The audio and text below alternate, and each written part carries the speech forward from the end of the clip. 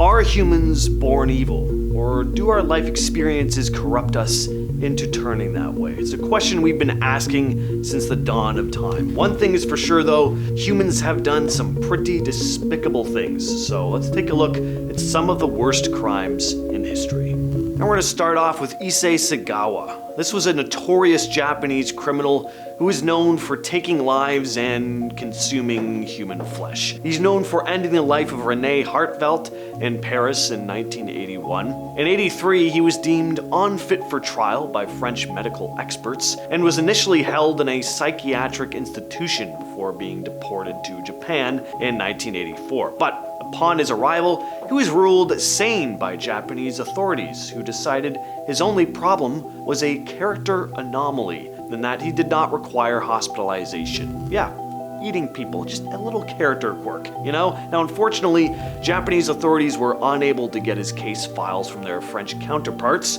who considered the case closed, leaving Issei to walk free. Now, he made no secret of his crime and capitalized on it as he wrote a memoir entitled In the Fog, where he reminisced about the crime in vivid detail. Despite the heinous details of the homicide and his lack of remorse, Issei gained a level of celebrity and regularly gave interviews to domestic and international media in the years after his return. He displayed no apparent sign of remorse or reform, telling Vice in a 2013 interview as he looked at posters of Japanese women, "I think they would taste delicious." Yeah, thankfully he died of pneumonia in November of 2022 and can't hurt or profit off anyone ever again.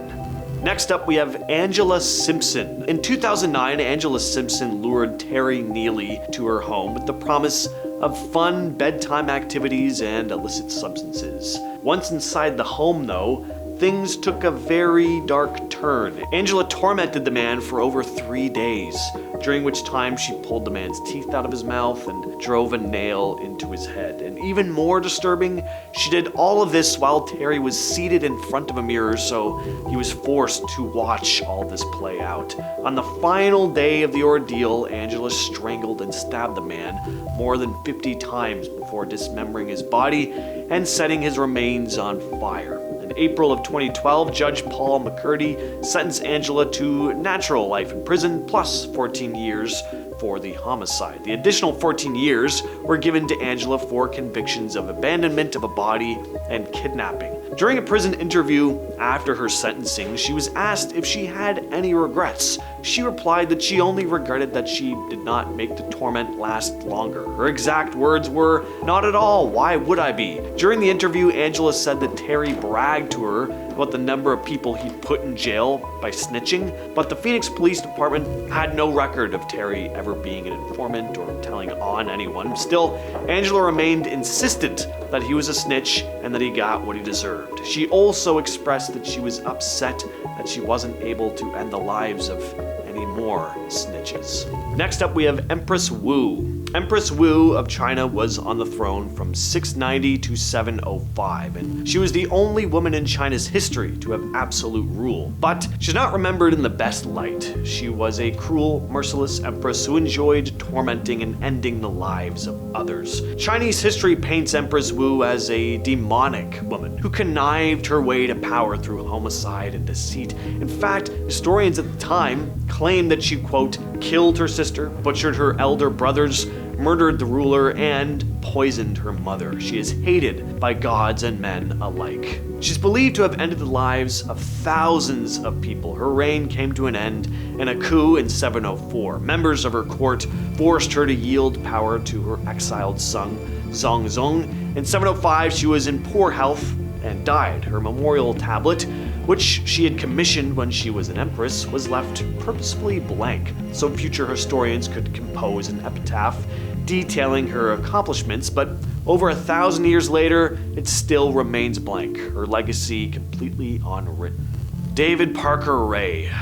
So this guy was a kidnapper, a tormentor, and suspected serial slayer, though no bodies were ever found. David was accused by his accomplices of ending the lives of several women and was suspected by the police to have ended the lives of as many as 60 women from Arizona and New Mexico while living in Elephant Butte, New Mexico. David was then convicted of kidnapping and torment in 2001. After his arrest, the police quickly obtained a warrant to search his home and trailer. What the authorities found inside the trailer shocked and disturbed them. He called the place his toy box. It contained a gynecologist-type table in the middle with a mirror mounted to the ceiling so that his victims could see the horrors delivered on them. Littering the floor were whips, chains, pulleys, straps, clamps, leg spreader bars, surgical blades, and saws. They also found diagrams on the walls showing different methods of inflicting pain. He would even play like tapes telling these women what he was about to do to them once they were kidnapped. I've heard it, it's really disturbing. He died of a heart attack about 1 year after his convictions in 2 cases, the second of which resulted in a plea deal.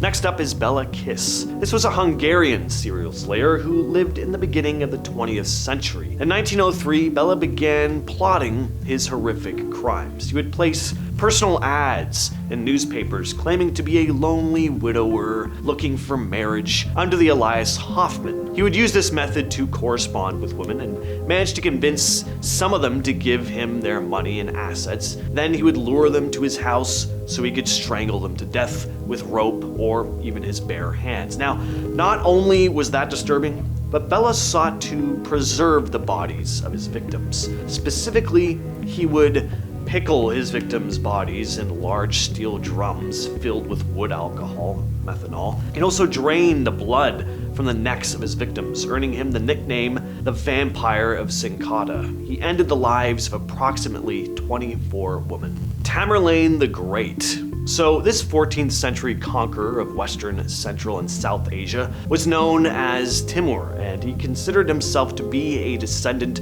of Genghis Khan. He took a lot of pride in it, which kind of tells you a lot about him.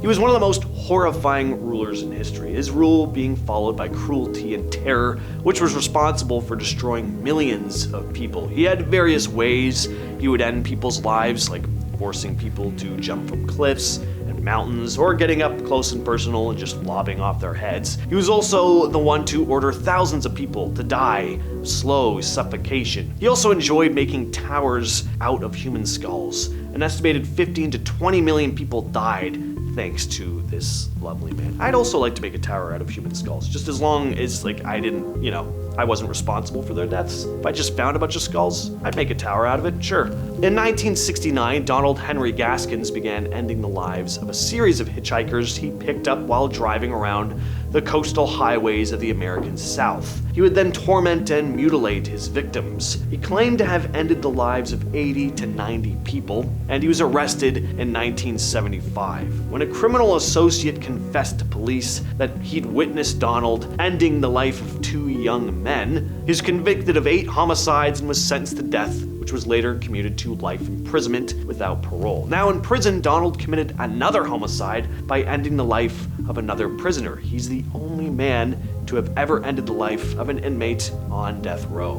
Next up, we have Dennis Nilsen. So many people call this guy the British Jeffrey Dahmer. Kind of gives you an idea of what we're working with here. This has to be one of the creepiest criminal cases that I've ever heard in recent history. When I first heard about what this guy did, there was a lot of tossing and turning in bed that night. So Nilsen ended the lives of 15 gay men in London between 78 and 83. He'd keep the bodies around for a while, propping them up and posing them around like life-size dolls before hiding them in the floorboards and eventually flushing the remains down the toilet when they'd become a little too gnarly to keep around. Yeah, he'd flush them down the toilet. So not only was this guy completely deranged, but also incredibly stupid. Folks in the building started complaining about this awful smell, and human flesh was discovered in his sewage system. Dennis claimed he went into a trance and on 7 occasions actually freed the men rather than ending their lives because he was able to snap out of it. But the majority of his victims weren't so lucky. At one point, Dennis was rapidly running out of storage space, with half a dozen bodies hidden around his apartment. He was forced to spray his rooms twice a day to try and get rid of the flies that were hatching from the decomposing bodies. When neighbors complained about the smell, he convinced them they stemmed from structural problems with the building. Dennis was convicted 183 of 6 counts of homicide with 2 attempted homicides and was sentenced to life in prison. Still imprisoned at Full Sutton Maximum Security Prison in Yorkshire, England, without the chance of release. Emperor Domitian was the last Roman emperor of the Flavian dynasty, and he ruled the empire for 15 years following the death of his brother Titus in 81 AD. Domitian didn't really care about his citizens at all. He was a self-indulgent man with a thirst for violence. He spent much of his time committing adultery with prostitutes, and he was also addicted to watching gladiatorial fights between women and dwarfs. But Domitian is best known for his reign of terror. After taking power away from the Senate, he became increasingly paranoid about the upper classes of Rome, as he suspected them of plotting against him. Domitian oversaw the death sentences of philosophers, senators, imperial officers, and intellectuals. He even sentenced his own cousin to death at one point. How nice. Now, since he was so paranoid, he wanted his spies to show no mercy. Under the emperor's instructions, they would chop off hands and burn genitalia in order to extract as much information as possible from their prisoners. After 3 years of slaughter, Domitian died at the hands of a Praetorian guard, and the senators of Rome did their utmost to erase his name from history. And finally, we have Pedro Rodrigues Filho. Pedro Rodrigues Filho is a Brazilian serial slayer. He was arrested in 1973 and was later convicted in 2003 for ending the lives of at least 71 people and sentenced to 128 years in prison. Committing his first homicide at the age of 14, Pedro began a series of burglaries and carried out a death spree against local criminals. By the age of 18, he'd ended the lives of 10 people. While in prison, he took the life of his own father, who was also serving time for homicide. Pedro even went on to end the lives of at least 47 inmates while in prison. His continued spree led to further convictions, increasing his sentence to 400 years. But he was later released from prison in 2007 after serving 34 years. Then he was rearrested in 2011. Following his second release in 2018, he started a YouTube channel called Pedro X Matador, commenting on modern crimes, campaigning against gang violence, and teaching the public not to be proud of criminal acts. But on March 5th of 2023, he was shot and died of his injuries. Alright, who do you think was the worst on this list? Let us know down in the comments. And don't forget to like and subscribe. I've been your host James, and I'll catch you, yes you specifically, in the next video.